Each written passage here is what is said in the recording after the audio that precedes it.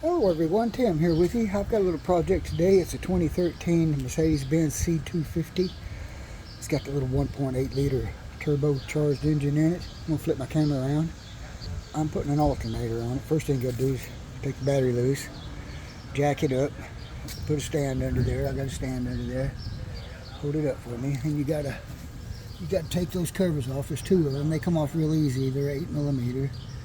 Up under there, you'll see the alternator right here. From down there, you can access the plug-in, the power line, and the two lower bolts on there. They're going to be Torx head. First, you got to take the belt off, of course, and that's right here. You go down here, right underneath that, right there. There's a Torx head right there. I think it's probably a big one. I don't know what size it is. 45, probably 40. I don't know. Find out. But anyway, take the belt off.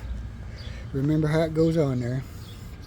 To get that belt off, you got to get this turbo tube off of here, and it hooks up right here on that end, and this end here goes down here, and it goes right there. It's got a clamp on it right here. This clamp is 7mm. You can get to it real easy if you use a real short 1/4 inch ratchet and a 7mm socket.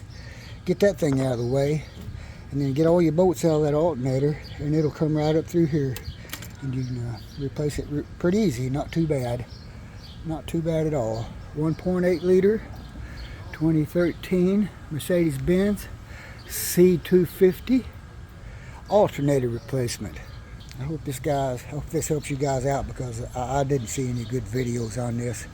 Well, there's a few out there, but not really tells you very much. So anyway, if you like this video, do me a favor, subscribe to me, and make a comment or whatever. Like it, and that helps a lot for me. I appreciate it. I'm trying to get my channel going.